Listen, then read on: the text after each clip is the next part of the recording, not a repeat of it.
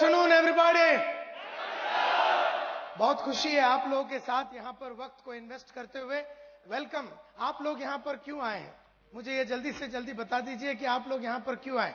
एक एक करके हाथ ऊपर करके बताइए कि आप लोग यहाँ पर क्यों आए। Yes sir. कुछ जानने के लिए साहब यहाँ पर आए हैं, कुछ जानने के लिए। Yes sir. कुछ सीखने के लिए। क्या सीखना चाहते हो आप? सक्सेसफुल कैसे बनना है। Yes sir. क्या सीखना है? मोटिवेट होने के लिए। क्यों मोटिवेट होना चाहते हो आप? जिंदगी में आगे क्यों बढ़ना है? सपने हैं तो क्या हो गया, अभी तक तो जैसी जिंदगी चल रही है वैसे चलने तो क्या प्रॉब्लम है। ओके, तो यहां पर आए हैं सपनों को साकार करने के लिए। कोई मोटिवेट होने के लिए आया है तो कोई सीखने के लिए आए हैं। यहां पर से कोई क्यों आए हैं आप? Yes sir. पैसा कमाना। पैसा कमाने के लिए ये जेंटलमैन यहां पर आए हैं। Yes sir. आग लेने आए हैं।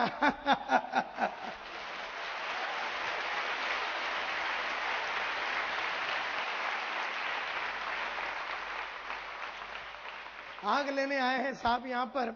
मुझे खुशी है कि आप लोग यहां पर बहुत लंबे बंबई से और सूरत से, बड़ौदा से, सब जगह से, अहमदाबाद से आप लोग यहां पर आए हैं। थोड़ी सी अपने बारे में बात करूंगा और उसके बाद आगे चलूंगा। और क्या सीखना है आपको? और क्या सीखना है? मतलब आप अगर मेरे को एकदम क्लियर करिए तो बोल दिया आपने मेरे को मोटिवेट होना है, और किसी ने कहा कि मुझे कुछ सीखना है, और किसी ने कहा कि आपको सुनने के लिए आए हैं। और क्या सीखना चाहते हो और क्या जानना चाहते हो? कोई भी ऊपर से किसी ने हाथ नहीं उठाया।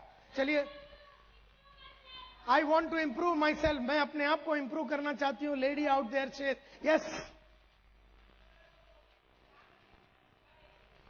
पैसे की जो आग लगी है उसको बुझाने के लिए। अच्छा,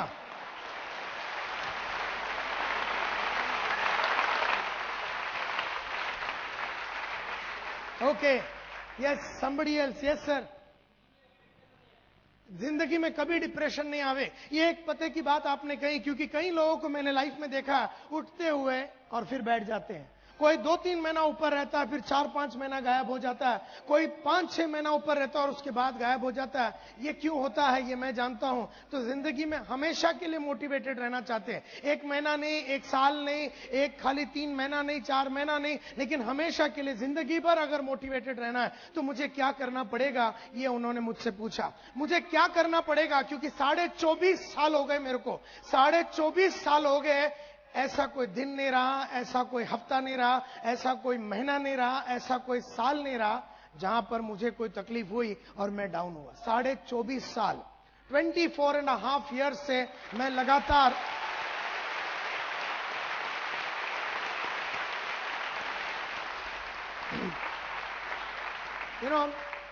और बताइए क्या सीखना चाहते हैं? और बताइए क्या सीखना चाहते हैं?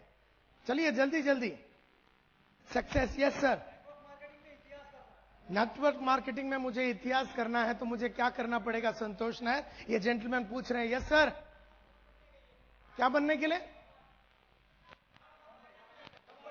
समबड़ी बनने के लिए। अच्छा, I am nobody, I want to be a somebody. Somebody बनने के लिए ये यहां पर आए हैं कि कुछ मैं करके दिखाऊं, कुछ ऐसा करके दिखाऊं कि लोग बोले यार इसके माफत बनना है, इस इंसान के माफत बनना है। क्या बात करता है यार, इसकी क्या चाल है, इसकी क्या अदा है, इसकी हर बात में मस्ती है। मैं इसके माफत बनना चाहता हूं, मैं ये समबड़ी बनना चाहता हूं। मैं वो इंसान बनना चाहता हूं जिसको देखने के बाद लोगों के मन में एक determination, dedication, sincerity, honesty, commitment, जुनून, जोश, पागलपन पैदा हो जावे। इस तरह का मैं इंसान बनना चाहता हूं। इसके लिए यहां पर आए हैं। और कोई? चलिए चलिए। Yes sir.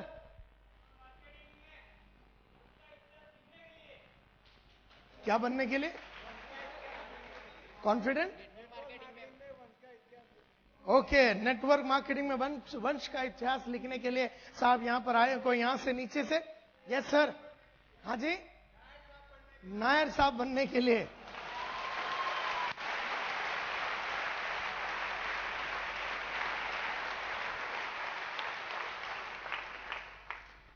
आज से कई साल पहले की बात है, 1983 की बात करता हूं। आज से 23.5-24 साल पहले SY BCom में पढ़ता था। SY BCom यानी कि 14वीं में पढ़ता था। उस जमाने में BCom पढ़ता था। एक जमाने में फादर ने उठ गया, सुबह सुबह फादर उठे, मेरे पिताजी उठे और उन्होंने कहा कि आगे से मैं तेरे को पढ़ा नहीं सकता हूं, आगे से मैं तेरे को पढ़ा नहीं सकता हूं। ये 83 की बात है, जब मैं SY BCom में था। आगे से मैं तुझे पढ़ा नहीं सकता हूं, मेरे पास पैसे है नहीं। 18 महीने से भाड़ा नहीं भरा था हमने। 18 महीने से महाराष्ट्र हाउसिंग बोर्ड को हमने भाड़ा नहीं भरा था, तो घर खाली करने का नोटिस आ चुका था। बड़ी बहन की उम्र हो चुकी थी, शादी नहीं हो रहा था, पैसे नहीं थे। छोटी बहन की उम्र हो चुकी थी, शादी करने का था, पैसे नहीं थे। बंबई में जितने हमारे आजू बाजू में जितने किराने की दुकान है, जितने दूध वाले हैं, सबसे हमने उधार लिया था। और जब पिताजी ने कहा कि मैं तुझे आगे पढ़ा नहीं सकता हूँ, बड़ा दुख हुआ मेरे को। और मेरे सामने दो रास्ते थे, एक या तो मैं पढ़ाई को छोड़ दूं, या तो फिर मैं कुछ करूं और अपना पढ़ाई को कंप्लीट करूं। न जाने मेरे मन में ऐसा क्यों लगा कि मुझे कम से कम ग्रेजुएट बनना चाहिए। उसका फायदा क्या है मुझे आज तक नहीं समझ में आया, ये बात अलग है। लेकिन मैं बनना चाहता था एक ग्रेजुएट तो कम से कम। तो मैंने क्या किया, 1983 में मेरे दोस्त के साथ मैंने सुबह 1983 में जब ये बात हुई, एक दिन सुबह उठ के मैंने न्यूज़पेपर का धंधा चालू कर दिया। घर घर में जाके मैं न्यूज़पेपर डालता था। लोखंड वाला कॉम्प्लेक्स बोल के बंबई में एक जगह है, वहां पर मैं घर घर में जाके न्यूज़पेपर डालता था। और न्यूज़पेपर डालने के बाद शाम सुबह 7:30-8 बजे के करीब मैं कॉलेज में जाता था पढ़ाई करने के लिए। दोपहर के टाइम पे मैं अकाउंटेंट का नौकरी करता था चीरा बाजार बोल के जगह में बंबई में, और रात के टाइम पे मैं ट्यूशन लेता था। इस तरह से 600-700 रुपए कमा के जब मैं मेरे फादर के हाथ में, पिताजी के हाथ में देते थे, तो उनको ऐसा लगता था कि 6-7 करोड़ रुपए के बराबर है। और ये पैसा जब उनके आंखों में वो चमक देखता था, मुझे ऐसा लगता था इस दरिद्रता से, इस छोटी जिंदगी से, इस बहुत ही तकलीफ वाली जिंदगी से मुझे निकलना है। लेकिन मुझे नहीं मालूम था करना क्या है। जो भी मुझे आता था वो मैं कर रहा था। जिंदगी ऐसी बीत रही थी, जिंदगी को बिता रहा था, जी नहीं रहा था, जिंदगी को बिता रहा था इस तरह से। तो एक दिन रात चलते चलते 1985 में मिल गया मेरे को स्वामीनाथन अय्यर, जो मेरे साथ स्कूल में पढ़ता था। अय्यर ने मुझसे पूछा, संतोष तू करता क्या है? और अय्यर तब जॉन वायत इंडिया लिमिटेड बोल के फार्मास्यूटिकल कंपनी जो दवाई बनाती है, उस कंपनी में मेडिकल रिप्रेजेंटेटिव था। अय्यर ने मुझसे पूछा, संतोष तू करता क्या है? मैंने पूरी कहानी बता दी।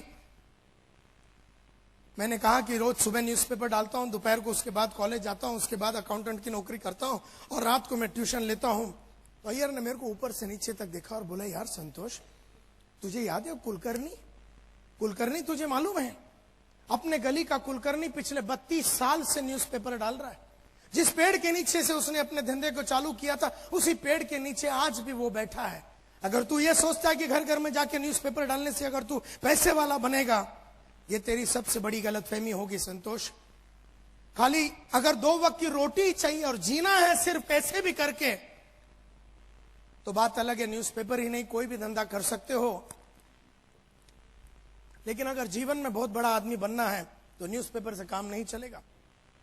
और तू बोलता है अकाउंटेंट का नौकरी कर रहा है, आज तुझे 400 रुपया दे रहा है वो सिंधी फाइनेंसर जिसके उधर तू काम कर रहा है, अगले साल 500 हो जाएगा, अगले साल 600 हो जाएगा, अगले साल 700। आज से 15 साल के बाद जब तेरी उम्र 35 की होगी, तेरे 3,500-4 हजार का पगार होगा। अब 35 बरस का उम्र का आदमी 3,500-4 हजार रुपया जब कमाएगा, वो अपने बीवी बच्चों को किस तरह की जिंदगी देगा, वो अपने माँ बाप के कौन से सपने पूरे करेगा, इसका तू अंदाज अभी का भी लगा सकता। तुझे 15 साल बिताने की जरूरत नहीं, मैंने तेरी कहानी अभी की अभी बता दी। 15 साल के बाद क्या होगा मैं तेरे को अभी बता दिया।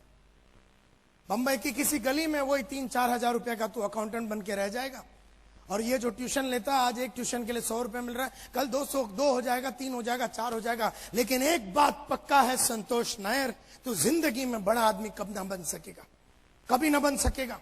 तू कभी वो पैसे नहीं कमा सकेगा जिसकी वजह से तेरे फादर की ये जो उधारी है और तकलीफ है, इससे तू कभी अपने फैमिली को बाहर नहीं निकाल सकेगा। तेरे बाप ने उधार लिया, तू भी उधार लेगा। तेरे बाप तकलीफ में जिंदगी बिताया, तू भी निकालेगा वैसे ही जिंदगी।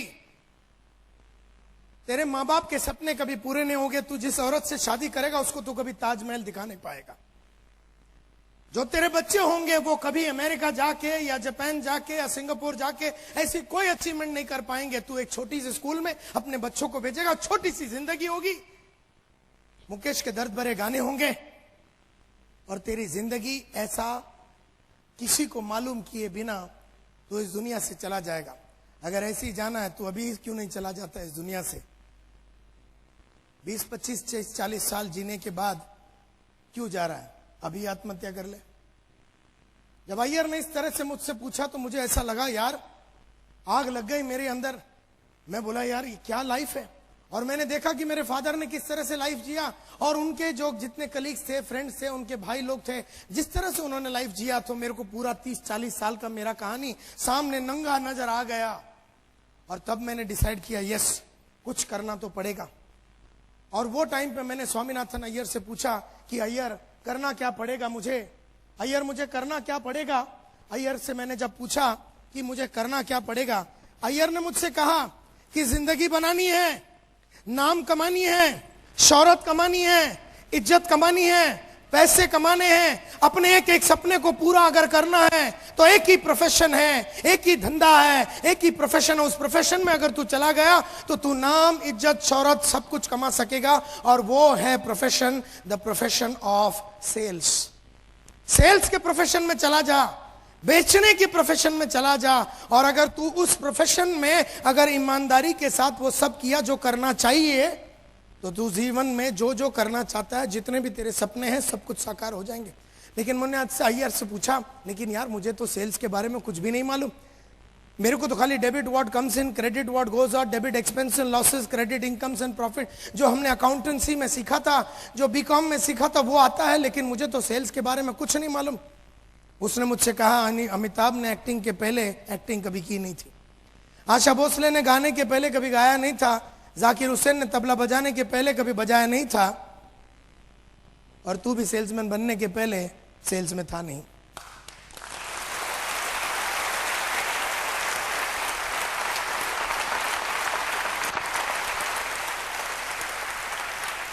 तो कोई भी इंसान कोई भी एक प्रोफेशन में मास्टरी करके मां के कोख से नहीं आता।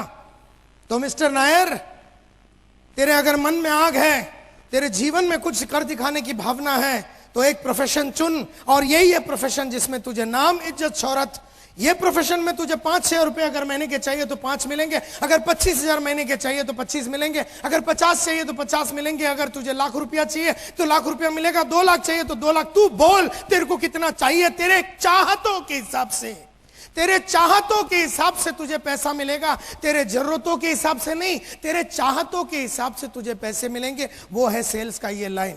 मैं बड़ा खुश हो गया, लग गया मेरे में आग, कुछ कर दिखाने की भावना, बहुत ही इंस्पायर्ड हो गया मैं, और मैंने डिसाइड कर दिया आज से 24 साल पहले कि मैं बनूंगा सेल्समैन। तब मुझे ये नहीं मालूम था कि मैं इस मकाम तक पहुंचूंगा। मैं बन गया सेल्समैन, ऐसा मैं बन जाऊंगा सेल्समैन, मैंने सोचा। और मैंने बहुत सारे इश्तिहार देखे न्यूज़पेपर में, सब में मैंने लिखा, लेकिन कहीं से मुझे कोई कॉल नहीं आया। तब एक दिन बैठा हुआ था सितंबर में, तो बहुत बड़ा एड मैंने देखा, want to make it big in life, बड़ा आदमी बनना चाहते हो, पैसा कमाना चाहते हो, 6 महीने में बाइक खरीदना चाहते हो, come to Eureka Forbes. Eureka Forbes सुना आपने?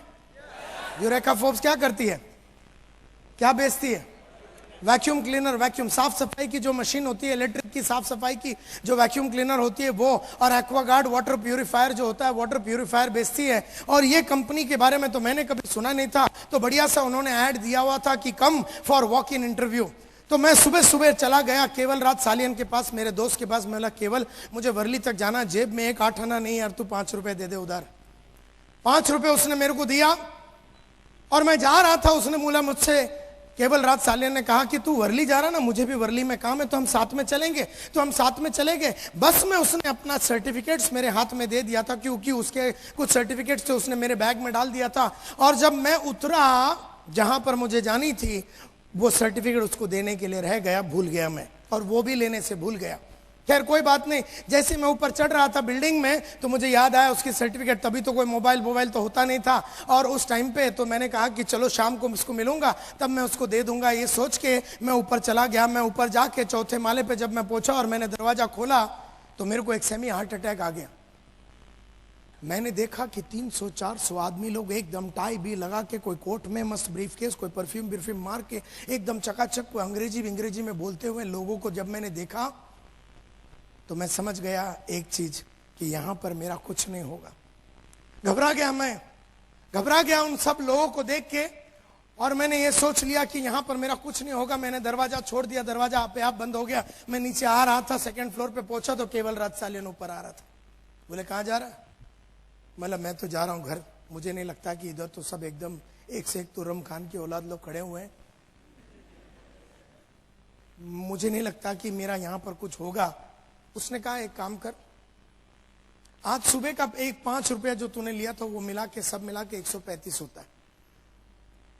पुराने जितने उधार लिए थे सब मिला के 135 होता है। पूरा पैसे अभी दे दे, नहीं तो ऊपर जा।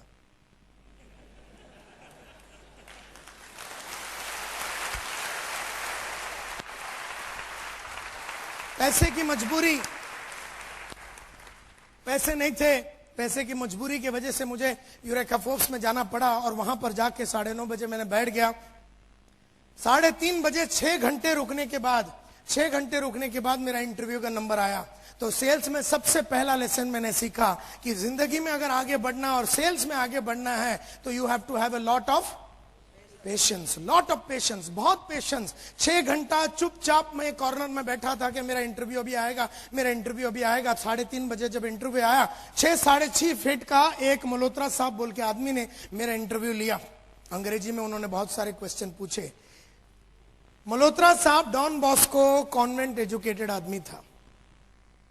संतोष नायर बर्फी वाला स्कूल में जाता था जहां पर हम हिंदी में बात करते थे ज्यादातर, और मैं जिस कॉलेज में गया था वहां पर हम मराठी में बात करते थे। मल्होत्रा साहब ने जब अंग्रेजी में बहुत सारे क्वेश्चन, कॉन्वेंट एजुकेटेड मल्होत्रा साहब ने बहुत सारे अंग्रेजी में क्वेश्चन पूछे तो नायर जवाब ना दे सका।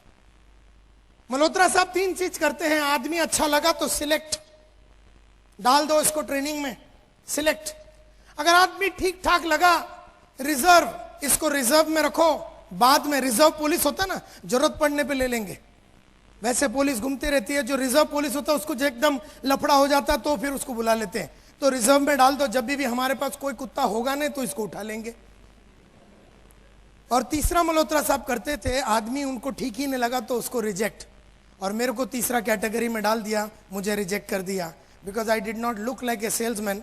मैं ना सेल्समैन के मार्फत दिख रहा था, ना मैं सेल्समैन के मार्फत बोल रहा था, ना मेरे में ऐसी कुछ कैरेक्टरिस्टिक्स थी जिसको देख के मल्होत्रा साहब को ऐसा लगा कि ये आदमी सेल्स में कभी कुछ कर पाएगा। और इतना पतला सा था मैं, सब मिला के 40-45 किलो का होगा। मल्होत्रा साहब ने सोचा 20 किलो का अगर सूटकेस इसके हाथ में वैक्यूम क्लीनर देगा ये वैसे ही मर जाएगा साला।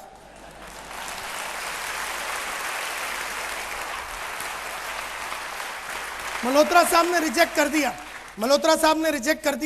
कर दिया तो उन्होंने कुछ बताया नहीं। उन्होंने ये बताया 15 दिन में बताएंगे। ये तो मुझे आज मालूम पड़ता है 15 दिन में बताने का मतलब है कि रिजेक्ट हो गया।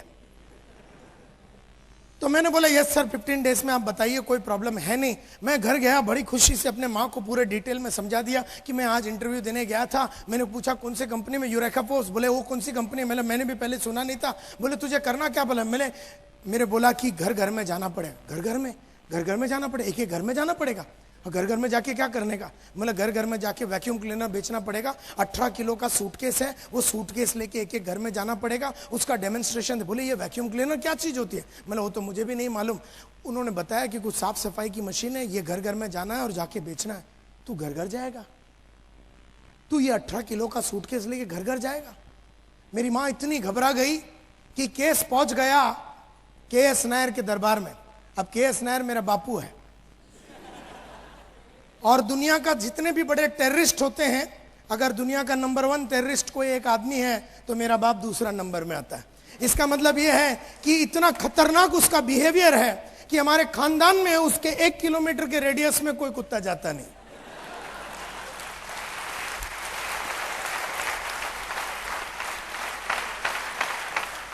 मेरे बापू को 3 बच्चे कैसे पैदा हो गए मेरे को आज भी डाउट है। मेरी माँ उससे आज भी इतनी घबराती है कि उसके सामने गई कैसे और मैं पैदा कैसा हुआ, ये भी मेरे को आज एकदम टेंशन में है।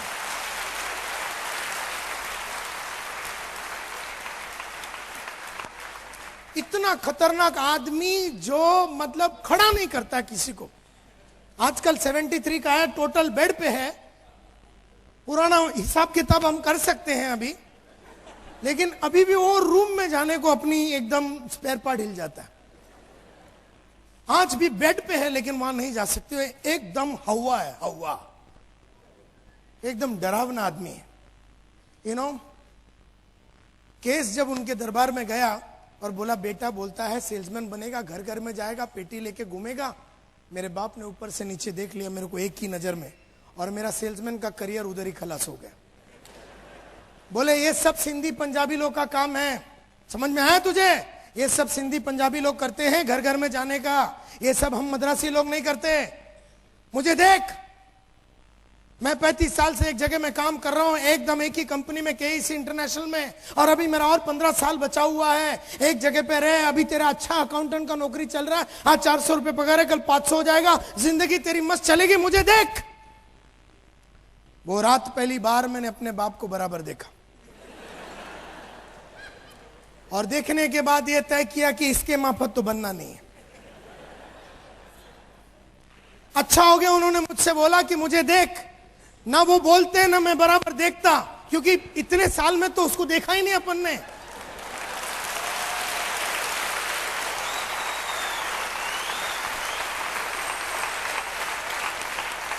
वो रात देखने के बाद तय हो गई बात कि इसके माफत तो बनना नहीं है। इसने तो कुछ भी नहीं किया ऐसा जिसको देख के हम उसके माफत बने।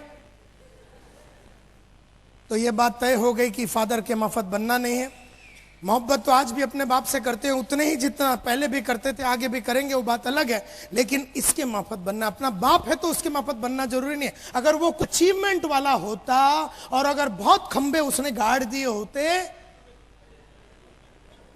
तो फिर एक हाथ हम भी मार के देखते उसके माफत। लेकिन इस आदमी ने, जिसने मुझे शाम को 6 बजे बोला मुझे देख मेरे माफत बन, मैंने ये डिसाइड किया इसके माफत नहीं बनूंगा। और ये बात पक्का हो गया। वो रात अय्यर का बात पक्का हो गया। बाप को मिलने के बाद अय्यर का बात पक्का हो गया कि अब तो मैं सेल्समैन बन के ही रहूंगा। लेकिन उनको बताया नहीं, क्योंकि घबराता था मैं उनसे, और मैंने कुछ बताया नहीं। और यहां से भी कोई कॉल नहीं आया, महीना भर बीत गया, कोई कॉल ही नहीं आया यूरेका फोर्ब्स से। तो एक मतलब कहानी ऐसी जाती है कि आधा बंबई मल्होत्रा साहब संभालते थे। यूरेका फोर्ब्स आधा बंबई मल्होत्रा साहब संभालते थे, और आधा बंबई जो था अनिल कुमार गुप्ता बोल के दूसरे ब्रांच मैनेजर के पास थे। उस जमाने में अनिल कुमार गुप्ता साहब जो दूसरे ब्रांच मैनेजर, उनको आदमी की जरूरत पड़ी। उन्होंने बहुत ऐड वगैरह डाला लेकिन उनको कोई नहीं मिला, और एकदम डेस्परेट हो गए, एकदम उदास हो गए। और एक दिन मल्होत्रा साहब के पास जाके बैठ गए जो दूसरे ब्रांच मैनेजर थे। बोले यार मल्होत्रा, तेरे पास कोई सिलेक्टेड कैंडिडेट है तो दे यार, मुझे 15 जन का एक नया टीम खड़ा करना है। मल्होत्रा साहब ने बोला यार ये टाइम मैंने ऐड डाला था, इतना मैंने ऐड डाला, लेकिन मुझे कोई आदमी नहीं मिला, जो मिले मैंने सबको ले लिया। बोले अच्छा ठीक है यार, तेरे पास कोई रिजर्व कैंडिडेट तो होगा, रिजर्व कैंडिडेट अगर तू दे देगा तो मैं एक टीम खड़ा कर दूंगा, तो मेरे को यार तेरा रिजर्व क्या। बोले यार ये टाइम मैंने जो रिजर्व कैंडिडेट है उसको सिलेक्ट समझते हुए मैंने सबको सिलेक्ट करके ले लिया, तो मेरे पास रिजर्व कैंडिडेट भी नहीं है। बोले यार मल्होत्रा, तेरे पास कोई रिजेक्ट माल तो होएगा। बोले बहुत सारे हैं, और उसमें मेरा नंबर भी था। मल्होत्रा साहब ने गुप्ता साहब को सभी रिजेक्टेड कैंडिडेट, आड़े टेढ़े जितने भी नॉनसेंस वाले आदमी थे, जितने बेकार जो लोग थे, उनका पूरा लिस्ट उठा के गुप्ता साहब को दे दिया। गुप्ता साहब ने उसमें से छाटम छाटी करके न जाने क्या टेक्निक यूज करके एक टेलीग्राम भेज दिया। 2 अक्टूबर गांधी जयंती 1985 दोपहर के 2 बजे मेरे हाथ में एक टेलीग्राम आया, report for final interview 9:30 in the morning 3 अक्टूबर 1985। तकदीर ने वहां साथ दिया, तकदीर ने वहां साथ दिया कि टेलीग्राम के.एस. नायर के हाथ न लगा। इसको बोलते हैं ऊपर वाले की देन, कि तकदीर ने वहां साथ दिया कि टेलीग्राम के.एस. नायर के हाथ में नहीं लगा। लगा होता तो आज चीरा बाजार के गलियों में मैं आज भी 4000 रुपए का अकाउंटेंट का नौकरी करता बैठा। तो मैंने जैसे ही देखा टेलीग्राम अंदर डाल दिया, और मैंने मन में सोच लिया यार रिपोर्ट फॉर फाइनल इंटरव्यू। अगले दिन 3 अक्टूबर 1985 को गुप्ता साहब के सामने जाके मैं बैठ गया। उन्होंने कहा क्या चाहिए तुझे? मैंने बोला सर मेरे को पैसे कमाने। बोलते ये लाइन में इज्जत मिलेगा, शोहरत मिलेगा, नाम मिलेगा। मैं बोला वो आप अपने पास रख लो, इज्जत नाम शोहरत मेरे को चाहिए ही नहीं, फिलहाल अभी रोकड़ा चाहिए। रोकड़ा ही नहीं लेती, इज्जत लेके मैं क्या करूंगा, शोहरत लेके मैं क्या करूंगा, मुझे रोकड़ा चाहिए सर। मेरे को ये बताओ कि पैसे कैसे कमाया जा सकता है, tell me how to make money, पैसे कैसे कमाया जा सकता है, बाद में इज्जत शोहरत सब देख लेंगे। आदमी का हाल ही इतना फटा हुआ था, पहनने के लिए कपड़ा नहीं, वो बोलता है कि मैं तुझे इज्जत दूंगा। तो मैंने बोला ये सब नहीं चाहिए सर, पैसे कमाने का रास्ता बताओ, ईमानदारी वाला रास्ता बताओ, ईमानदारी से जो काम किया जा सकता है और जिसमें पैसे कमा। बोलता है you have joined the right profession, sales is the best profession you have joined, कोई टेंशन नहीं लेने का। एंड उन्होंने मुझे सिलेक्ट किया, और उन्होंने कहा कि एक बैच मैं कल सुबह शुरू कर रहा हूं, और एक बैच मैं शुरू करने वाला हूं 15 दिन के बाद, 15 डेज के बाद मैं एक बैच चालू करने वाला, और एक कल सुबह चालू करना, तू कौन सा ज्वाइन करना चाहेगा? मैं बोला सर 15 दिन के बाद वाला मैं ज्वाइन करना चाहूंगा और बाकी के सब काम सल्टा के मैं आ जाता हूं आपके पास। तो उन्होंने एक पते की बात कही। उन्होंने कहा कि देख ऐसा है, ये 15 दिन जो तू अभी नहीं आने वाला है और 15 दिन के बाद ज्वाइन करने वाला, तू काम तो वही अकाउंटेंट का ही करने वाला है। मैं बोला यस सर। अब ये अकाउंटेंट के काम में तू कुछ नया सीखने वाला है? बोला नहीं, वही तू काम करेगा जो पिछले कई सालों से कर रहा है। Debit what comes in, credit what goes out. तू कुछ नया सीखने वाला नहीं है।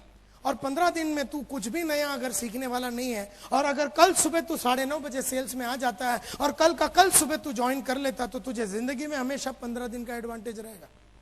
15 दिन का एडवांटेज तुझे लाइफ में रहेगा। गुप्ता साहब ने कहा कि 15 दिन बहुत होते हैं नायर, 15 दिन बहुत होते हैं। 15 दिन में तो जिंदगी बन जाती है बॉस। 15 दिन में तो करियर बनने का नींव बन सकता है। बात मेरे को गुप्ता साहब की जमी और मैंने कहा कि सर कल सुबह 9:30 बजे आ जाता हूं। और मैं वहां जाके अपना वो जो भी था अकाउंटेंट का नौकरी वगैरह मैंने रिजाइन करके अपने बापू को फोन लगा दिया अपने कंपनी में। अब तुम खाली अंदाज लगा सकते हो कि हिंदी में जितने भी, हमारे मलयालम लैंग्वेज में जितने भी माँ बहन की गालियां हैं, सब मेरे बाप ने मेरे को ही सुना दी है। सब सुना दिया। मेरे को बोलता तेरे को अक्ल है नहीं, ये नहीं वो नहीं, तेरा मामा भी वैसे ही था, तेरा मामा को मैंने बोला था आर्मी नहीं छोड़ना, उसने भी कीड़े हैं उसको, तेरे में अतरंगी कीड़े हैं, ये है वो है करके उन्होंने इतना गाली दिया, इतना गाली दिया कि मैं सुनता रहा। और एक पॉइंट आया जहां मैंने बोला बस। पहली बार साला टेररिस्ट भी चुप हो गया। मैं बोला देखो, वो जो 600 रुपए मैं आपको दे रहा हूं, और अगर मैं आपका बेटा हूं और हर महीने अगर 30 तारीख बोल के एक दिन होगा, हर महीना 30 तारीख बोल के अगर एक दिन होगा, और अगर मैं जिंदा हूं और बंबई शहर के अंदर हूं, तो 600 रुपए जो मैं आजकल आपको देता हूं वो तो आपको मिलेंगे। भले मैं आपके साथ रहूं या भले मैं आपके साथ ना रहूं, लेकिन 600 रुपए आपको मिलेंगे। मुझे मत रोकिए अभी। 20 साल में पहली बार 40 सेकंड मेरे को हिम्मत आई, और उसके बाद 42 साल, हमसे 22 साल वो हिम्मत कभी आई नहीं। यानी 42 इयर्स में सिर्फ वो 30 सेकंड मेरे बाप को नकारने का मेरे में हिम्मत आया। कहने का मतलब ये है, इस प्रोफेशन में आने के लिए, सेल्स में आने के लिए मेरे लिए बहुत तकलीफें मैंने झेली, और मैंने अपने फादर को बोला कि मैं करियर इसी में बनाऊंगा। मेरे फादर को मालूम नहीं क्या झटका आ गया। बोला अच्छा ठीक है, ऐसे तू टेंशन मत ले, ठीक है कोई बात नहीं, क्योंकि मैंने तो कभी यूरेका फोर्स सुना नहीं, और कोई चोर कंपनी है, पैसे वैसे अगर नहीं मिले तो तेरा ये नौकरी भी चला जाएगा। मैं बोला जो भी होगा अपना हालत इससे तो खराब हो ही नहीं सकता।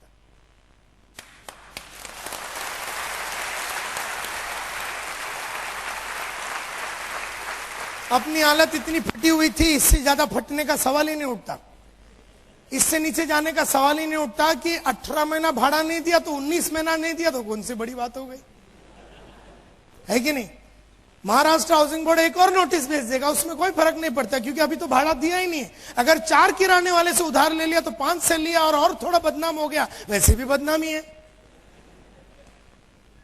तो बात मेरे को समझ में आ गई कि मुझे इससे निकलना है।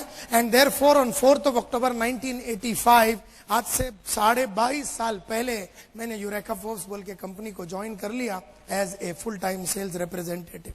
5 दिन का ट्रेनिंग हुआ हमारा, और उस 5 दिन के ट्रेनिंग में बहुत सारी बातें गुप्ता साहब ने सिखाई, और वो सब बातें सिखाने के बाद हमारे को बोल दिया अब तुम लोग जाओ फील्ड में। 11 अक्टूबर 1985 4:30 बजे दोपहर को मतलब गुप्ता साहब ने 18 किलो का सूटकेस हाथ में पकड़ा दिया, बोला जा।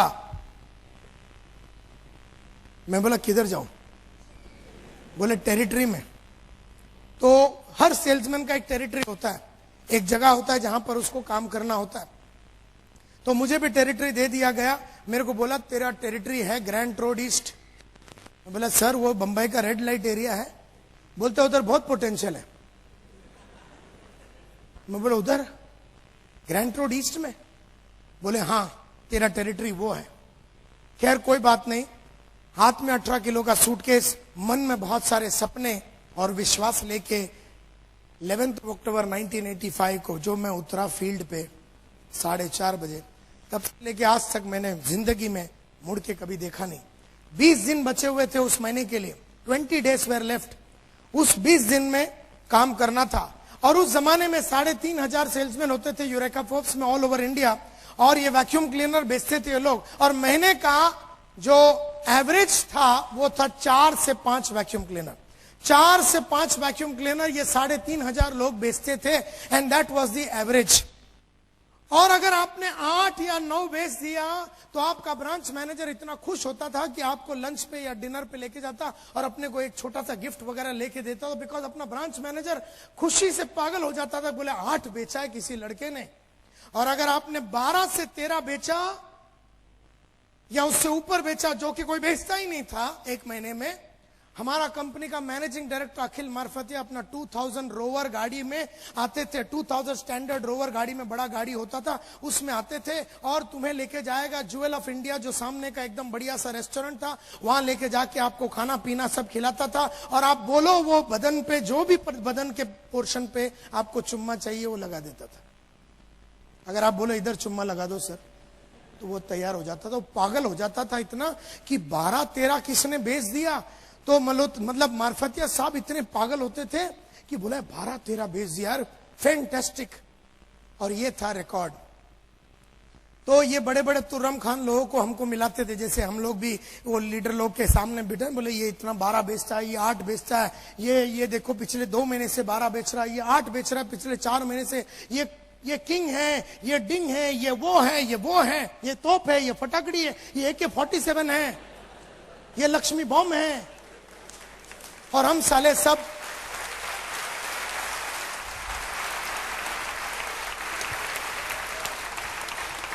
उन लोगों को देखने के बाद एहसास हो गया, तो हम तो अपटी बॉम्ब है करके हमने इन लोगों को देखा यार, बोले यार क्या होगा करियर का। खैर कोई बात नहीं। 11 अक्टूबर 1985, हाथ में सूटकेस, मन में सपना, दिल में बहुत बड़े सपने और मन में बहुत बड़ा उमंग लेके मैं उतर गया। 20 दिन बचा हुआ था। उन 20 दिनों में मैंने 26 वैक्यूम क्लीनर बेच डाला। 26। और जैसे मैंने 26 वैक्यूम क्लीनर बेचा, मैं बन गया इंडिया का नंबर 1 सेल्समैन। तो सब लोग आए और बोले यार ये तो फ्लूक में हुआ लगता है। मुझे भी लगा फ्लूक में हो, क्योंकि कभी कभी धंधा हो जाता है। अपने को भी कभी कभी है ना, 3-4 आदमी को ज्वाइन कर लेते तो एकदम अपने को भी लगता बहुत कुछ कर दिया। तो फिर हर महीना क्यों नहीं होता, हर हफ्ता क्यों नहीं होता फिर? तो अपने को भी ऐसा लगा ये फ्लूक में हो गया, लेकिन ये फ्लूक में नहीं था, क्योंकि अगला महीना मैंने 32 वैक्यूम क्लीनर बेचा, उसके बाद मैंने 33 बेचा, उसका अगला महीना 36, उसका अगला महीना 37, उसके बाद 39, उसके बाद 41, उसके बाद 43। लेकिन जिंदगी में कभी पिछले महीने से कम मैंने जिंदगी में कभी नहीं बेचा, कभी नहीं।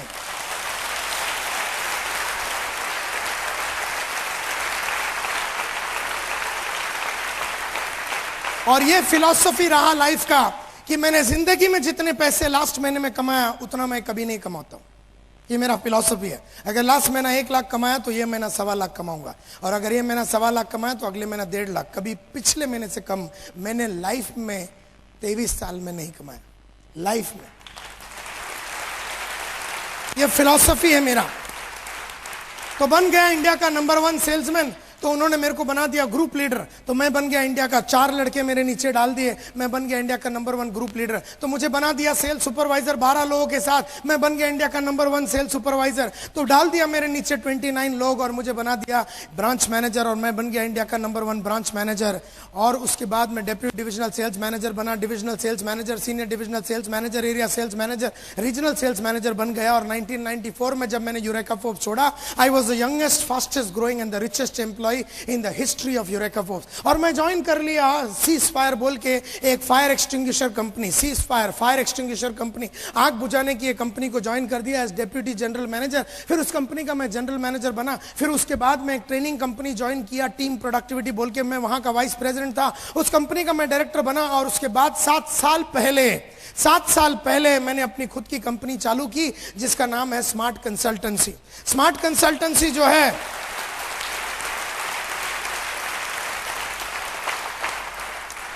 स्मार्ट कंसल्टेंसी जो है पिछले 7 साल से कॉर्पोरेट ट्रेनिंग में है। एशियन पेंट्स को हम लोग ट्रेन करते हैं, ब्लो प्लस को हम लोग ट्रेन करते हैं और आईसीआईसी को हम लोग ट्रेन करते हैं। और दुनिया के जितने भी बड़ी कंपनियां हैं, Coca Cola, Procter and Gamble, आप बोल लो, जो भी आपके मन में कंपनी का नाम आवे, जो भी कंपनी का नाम आवे, उस कंपनी का या तो एमडी को या सीईओ को या वाइस प्रेसिडेंट को या रीजनल मैनेजर को या ब्रांच मैनेजर को या उन कंपनी का फ्रंट लाइन के लोगों को मैंने कहीं ना कहीं, कभी ना कभी, कहां ना कहां मैंने बात किया होगा और ट्रेन किया होगा। करीबन 200 टॉप कंपनियां इंडिया के, टॉप कंपनियां इंडिया के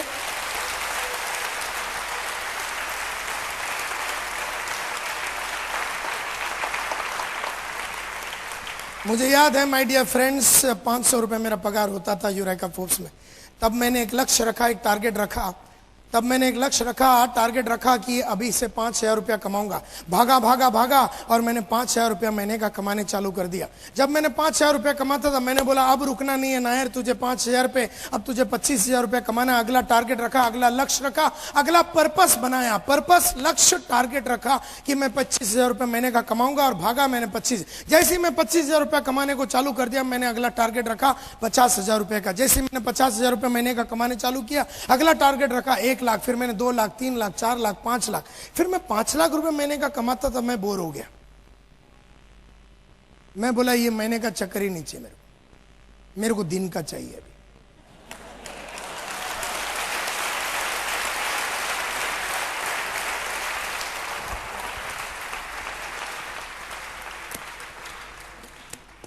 तब मुझे याद है पहला बार मैंने दिन का टारगेट रखा कि दिन में 3,000 कमाऊंगा।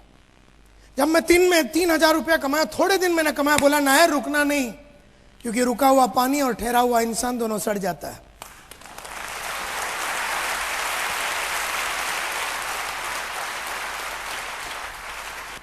मैं सड़ना नहीं चाहता था, मैं रुकना नहीं चाहता था, क्यों रुक गया तो मैं फंस गया। कोई भी इनकम पे रुकना नहीं, कोई भी लेवल पे रुकना नहीं, ना रूबी पे रुकना, ना डायमंड पे रुकना, ना पर्ल पे रुकना, ना सिल्वर पे रुकना, ना गोल्ड पे रुकना, ना किधर नहीं रुकना। रुक गया तो मर जाएगा साला। तो मैंने ये डिसाइड किया कि अब मैं रुकूंगा नहीं। और जैसे ही मैंने ये डिसाइड किया कि मैं रुकूंगा नहीं, मैंने 3,000 रुपया कमाया। उसके बाद मैंने बोला 5 का टारगेट, फिर 5,000 दिन का कमाता था, फिर मैंने 10 का टारगेट रखा, फिर 20, 30, 40, 50, 60, 70, 80, 90 लाख, 1.25 लाख, 1.5 लाख। आज मैं दिन का 2.25 लाख रुपये से 2 लाख दिन का कमाता हूं, दिन का।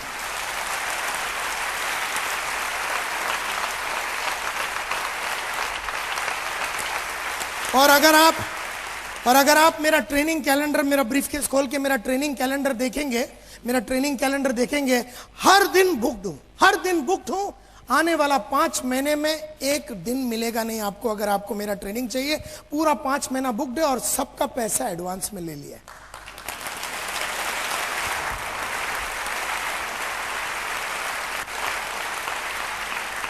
रोकड़ा पहला लेता हूं, रोकड़ा दिखा नहीं तो सल मुंह से डायलॉग ही नहीं आता है।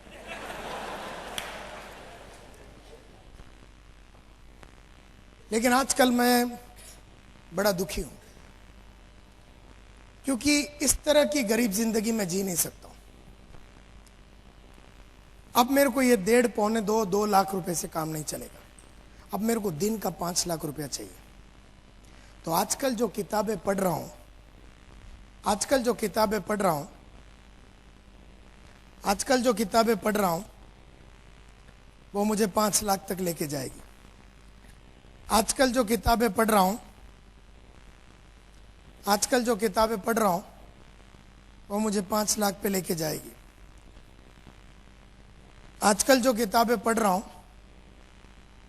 वो मुझे 5 लाख पे लेके जाएगी। आजकल जो किताबें पढ़ रहा हूं वो मुझे 5 लाख पे लेके जाएगी। आजकल जो किताबें पढ़ रहा हूं वो मुझे 5 लाख पे लेके जाएगी।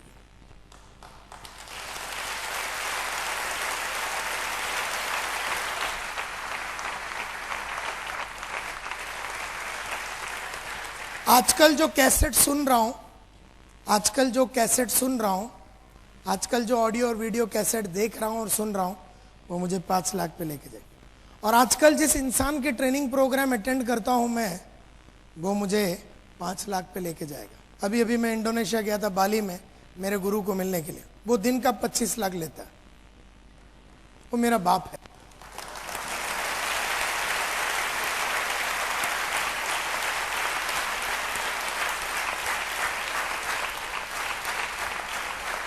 नाम है इसका रॉजर हैमिल्टन। वो जिसके पास जाता है वो दिन का 1 करोड़ लेता है। तो प्लीज अंडरस्टैंड, मैं उन लोगों के संगत में हूं जो मुझे 25 लाख दिन का कमा के दे सकते। मैं आजकल वो बुक पढ़ रहा हूं जो मुझे 25 लाख दिन का कमा के दे सकती। आजकल मैं वो वीडियो देख रहा हूं जो मुझे दिन का वो पैसा ला के दे सकते। तो प्लीज अंडरस्टैंड, ये जितने भी टाइम पैसे ऊपर गए, ये ऊपर गया। ये बाहर से तो अच्छा हुआ ही हुआ, लेकिन ये ऊपर गया। Please understand, knowledge is power. खाली मोटिवेशनल पेप टॉक से काम नहीं चलता, आदमी के अंदर नॉलेज होना चाहिए। जितना ज्यादा नॉलेज, क्योंकि मैं एक चीज समझ गया, अगर मैं 3000 कमा रहा हूं दिन का तो मेरे पास 3000 की समझ है, और अगर मैं 30,000 कमा रहा हूं तो मेरे पास 30,000 की समझ है, और अगर मैं 3 लाख कमा रहा हूं तो मेरे को 3 लाख की समझ है, 3 लाख की अंडरस्टैंडिंग है, 3 लाख का विचार है। प्लीज अंडरस्टैंड, जब भी आपको अगला लेवल पे जाना है, पढ़ाई को बढ़ाओ। ऐसे इंसानों के संगत में रहो जो आपको वो अगले लेवल पे लेके जा सकता है। ऐसे ऑडियोज और वीडियो, बाहर अगर आप जाएंगे तो 70 वीडियो है मेरे, 70। हर वीडियो में आपको जीवन में कैसे आगे बढ़ना है इसके बारे में पूरा डिटेल दिया हुआ है। मुझे याद है my dear friends, railway station पे 2 रुपए का पेन मिलता था, शार्प का। तो 2 रुपए का पेन रखता था। जब मैं 2 रुपए का पेन रखता था, मैंने कहा अब मैं 2 रुपए का पेन नहीं रखूंगा क्योंकि इस पे रुकना नहीं है। तो 40 रुपए का विल्सन का पेन आता था, तो मैंने वो पेन रखने चालू किए। 40 रुपए का पेन रखता था, मैं बोला नायर साहब इस पे रुकना नहीं, क्योंकि रुका हुआ पानी और ठहरा हुआ इंसान दोनों सड़ जाता है। तो वहां से मैं 100 रुपए के अगला फ्लेयर का पेन आता है उस पर चला गया। जब मैं 100 रुपए का पेन रखता था, तब मैं अगला टारगेट रखा कि मैं 300 रुपए का पेन रखूंगा, 300-400 रुपए का शेफर का पेन रखता था। और शेफर का पेन रखता तो फिर मैंने 1000 रुपए का क्रॉस पेन रखा, सिल्वर क्रॉस पेन। फिर मैंने 2000 रुपए की गोल्ड क्रॉस पेन रखने चालू किया। इस तरह से अगर ये जो पेन है मेरा, ये 8261 रुपए का है।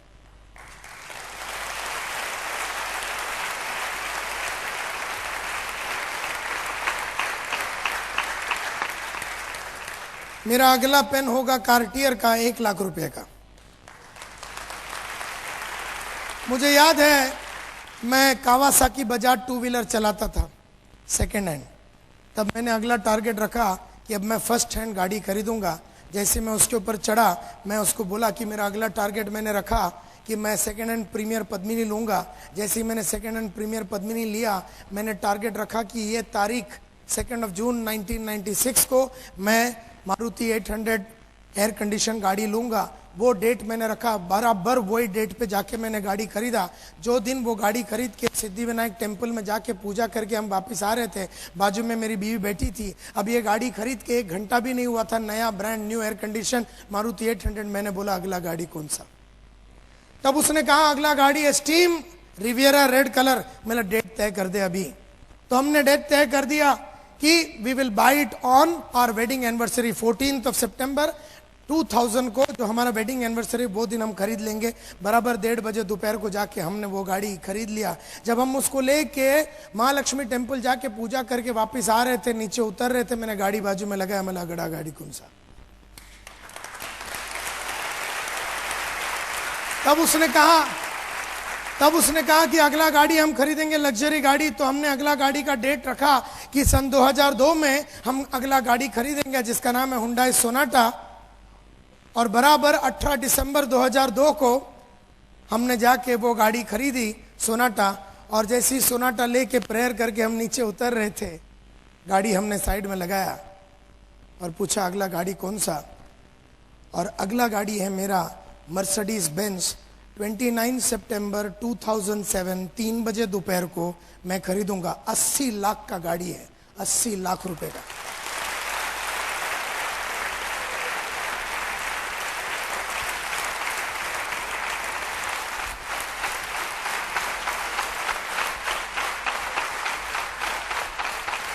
मुझसे कुछ भी पूछो, मुझसे कुछ भी पूछो, डेट के साथ बताऊंगा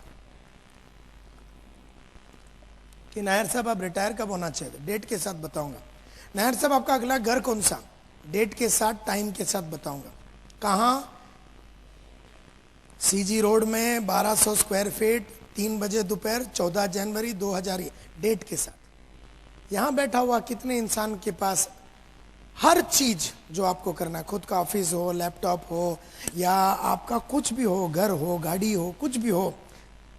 मुझसे पूछो अगला मेरा फॉरेन ट्रिप कहां पर होगा, किसके साथ होगा, डेट के साथ सब तय है, तारीख के साथ तय है, कैलेंडर में ब्लॉक कर दिया, टिकट बुक करने के लिए दे दिया है। आज से 1 साल के बाद वाला हॉलीडे भी सब तय है। आपके पास आपका अगला लक्ष्य का डेट और टारगेट, हर चीज का डेट के साथ पूरे डिटेल में एक बढ़िया सा 200 पेज के बुक में, जिस इंसान के पास यहां पर है, हाथ ऊपर करो। यही है प्रॉब्लम जिंदगी की, कि हम में से कईयों को यह नहीं मालूम कि हमें जाना कहां है। अब जाना कहां है मालूम नहीं है तो कोई भी रास्ता चलेगा। जब मुझे मालूम ही नहीं कि दिल्ली जाना है, कि लाहौर जाना है, कि पाकिस्तान जाना है, कि श्रीलंका जाना है, किधर भी चला जाऊंगा मैं। जब मुझे मालूम ही नहीं है कि मेरा लक्ष्य क्या है, मेरा गोल क्या है, तो मैं किस लिए लड़ रहा हूं, मुझे भी नहीं मालूम। And this is the problem with life, कि अगर आपको जीवन में आगे बढ़ना है तो आपका हर लक्ष्य, आपका हर टारगेट डेट के साथ लिखा हुआ आपके पास होना चाहिए। कंप्लीटली डेट के साथ आपके पास लिखा होना चाहिए। और तभी बनी रहती है ये आग, और तभी बनी रहती है ये आग, न बुझ सकेगी वो, क्योंकि बुझने को तुम दोगे नहीं, क्योंकि एक लक्ष्य के बाद दूसरा लक्ष्य ऑलरेडी लाइन से तय है, लाइन से तू बुझ ही नहीं सकता, तुझे अधिकार नहीं है बुझने का। एक बार लक्ष्य लिख लिया, हम में से कई लोग लक्ष्य लिखते नहीं हैं, एंड देयरफॉर आग हमारे को लगती नहीं है। And this is the problem. जब मैंने पूछा कितने लोगों के पास है, सब मिला के 10 आदमी के पास नहीं है। 1200 आदमी यहां पर बैठे, 10 इंसान के पास डेट नहीं है। और यही रीजन है कि पिछले 10 साल में, 5 साल में, 8 साल में, 15 साल में आपने वो नहीं कमाया जो मन में आपने हमेशा सोचा आप कर न सके। चाहतों को आपने लगातार मारा और जरूरतों से हिसाब से जीने की आदत आपने डाल दी। चाहतों को लगातार मारा और जरूरतों के हिसाब से जीने की हमने आदत डाल दी, क्योंकि जिसका लक्ष्य नहीं होता वो जरूरतों के हिसाब से जीता है, जिसका लक्ष्य होता वो चाहतों के साथ जीता है।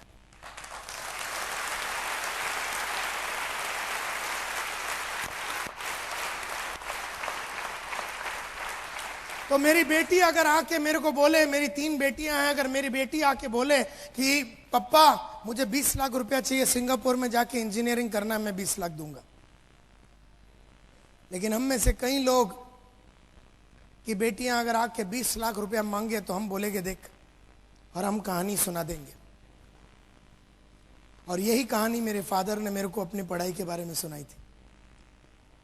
और मैं हिस्ट्री को दोहराना नहीं चाहता, मैं अपना बाप बनना नहीं चाहता। अगर मैं बाप हूं मेरी बेटियों का, और अगर हस्बैंड हूं मैं मेरी बीवी का, और अगर बेटा हूं के.एस. नायर का और इंदिरा एस. नायर का, सपने जिसके भी हो मैं पूरा करूंगा।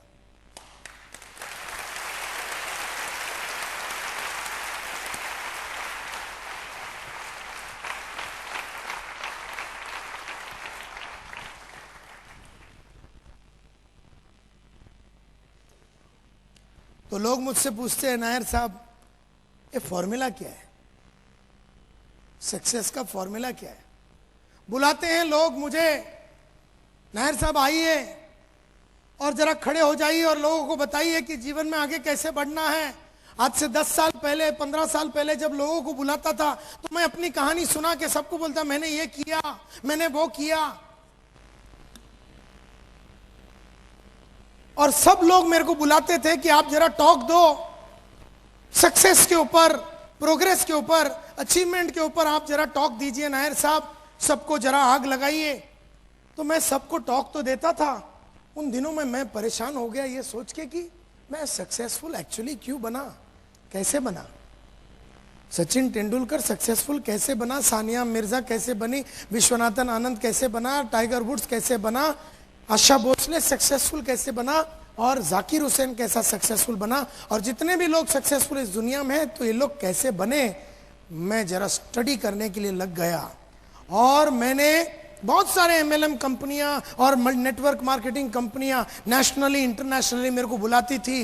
World direct sales congress attend करने गया था 1993 में जर्मनी में। दुनिया की जितनी भी मल्टी लेवल मार्केटिंग कंपनियां जर्मनी में आई थी, और मैं इन लोगों के बीच में बैठ के मैं सोचने के लिए लग गया कि साला फॉर्मूला क्या है, क्यों कोई आदमी लगातार सालों साल 16 साल से सचिन तेंदुलकर राज कर रहा है। ऐसा नहीं कि 1 साल किया फिर 3 साल बैठ गया, 1 साल किया फिर 6 महीना बैठ गया, 16 साल। 73 बरस की आशा भोसले 60 बरस से गाना गा रही है, 60 बरस से। 64 बरस का अमिताभ बच्चन 40 साल से फिल्म लाइन को खेल रहा है, न थकता है न रुकता है, न उसकी चीनी कम हुई है,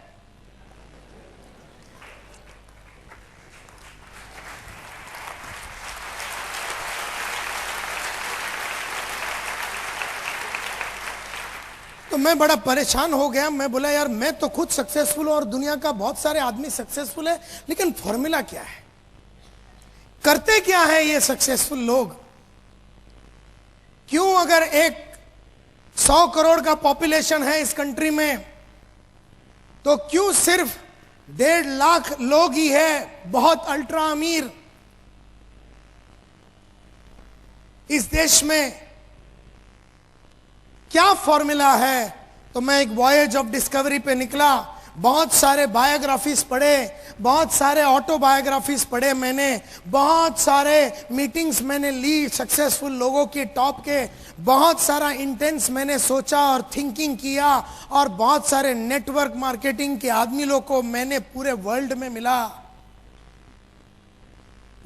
में मिला, एमवे से लेके, एवरी श्लेन से लेके, न्यूट्री मैट्रिक से लेके, एएमसी से लेके, दुनिया का टॉप से टॉप कंपनी में मैं गया और मल्टी लेवल मार्केटिंग का एक एक इंसान की जीवन को स्टडी किया। स्टडी करने के बाद मुझे समझ में आ गया कि मैं क्या ढूंढ रहा हूं। मैं ढूंढ रहा हूं the common denominator of success, success का कॉमन फॉर्मूला क्या है, और जो कि मैं वो ढूंढ रहा था तो मुझे वही मिला। मैं ढूंढ रहा था ये कि सक्सेस का फॉर्मूला क्या है। नजरें जो आपकी ढूंढती है और मन जो आपका सोचता है वहां तक आपकी आंखें आपको पहुंचाई देती है। तो मुझे समझ में आ गया फॉर्मूला क्या है सक्सेस का। तब मुझे समझ में आ गया कि सक्सेस एवरीबॉडी वांट्स इट, सबको चाहिए, यस और नो, सबको चाहिए। किसी को ही पूछो, अहमदाबाद के गली में जाओ, सूरत के गली में जाओ, ऐसा कोई आइटम नहीं मिलेगा आपको जो बोलता मेरे को होना ही नहीं है। सबको चाहिए। यहां बैठा हुआ 1200 को चाहिए, तो फिर मिलती क्यों नहीं सबको? सबको क्यों नहीं मिलती? क्यों नहीं बन सकते हम डायमंड? क्यों नहीं बन सकते हम रूबी, एमरल्ड या जो भी है? क्यों सब लोग नहीं कमा सकते 3 से 4-5 लाख रुपए महीने का? सबको चाहिए सक्सेस, ये मेरे को समझ में आया। तो मुझे लगा हार्डवर्क, हाँ सक्सेस का फॉर्मूला हार्डवर्क होगा, हाँ फॉर्मूला हार्डवर्क होगा। तो मैं बड़ा खुश हो गया, लेकिन मेरी खुशी 3 मिनट की थी, क्योंकि अगर सक्सेस का फॉर्मूला हार्डवर्क है तो मेरे बाजू में एक रिक्शा वाला रहता है, पिछले 27 साल से रिक्शा चलाता हूं। सुबह जाता है, बहुत लेट रात को आता, बहुत मेहनत करता है, लेकिन उसने कुछ नहीं कमाया। और मैं ऐसे हजारों इंसानों को जानता हूं जो सुबह से लेकर रात तक बहुत मेहनत करते हैं लेकिन पैसा नहीं बनाया।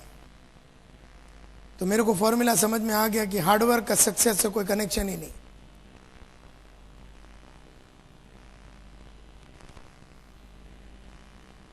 अगर ये सोचते हो कि सिर्फ हार्डवर्क से ही पैसा मिलेगा तो हमारी बहुत बड़ी बेवकूफी होगी, क्योंकि हार्डवर्क से खाली सक्सेस नहीं मिलेगा। हाँ, हार्डवर्क सक्सेस का एक फॉर्मूला हो सकता है एक, लेकिन अगर तुम खाली हार्डवर्क ही करेगा तो सक्सेस नहीं मिलेगा। सक्सेस का एक फॉर्मूला हार्डवर्क जरूर है, लेकिन सिर्फ हार्डवर्क से सक्सेस नहीं मिलता। धीरूभाई अंबानी ने सिर्फ मेहनत नहीं की, हार्डवर्क अकेला, कुछ तो है दूसरा फॉर्मूला, कुछ तो है फॉर्मूला जो दुनिया का हार्ड वर्किंग आदमी लोग को अभी तक समझ में नहीं आया। Is it the real secret of success hard work? मैं थोड़ा और पढ़ाई लिखाई करने को आगे चला गया, क्योंकि मैं नेटवर्क मार्केटिंग में बहुत हार्ड वर्किंग आदमी लोगों को देखा जिन्होंने 8 आना नहीं कमाया, और ऐसे भी लोगों को देखा जो लगातार लाखों रुपया कमा रहा। तो मैंने उसको पकड़ा और उसकी पूरी मैंने कुंडली निकाली और पूरा स्टडी किया। तो स्टडी करते करते मेरे को एक चीज समझ में आ गया, सक्सेस का सीक्रेट आदमियों ने क्या किया इस पे निर्भर करता है। जैसे हम बोलते हैं सचिन तेंदुलकर को देख,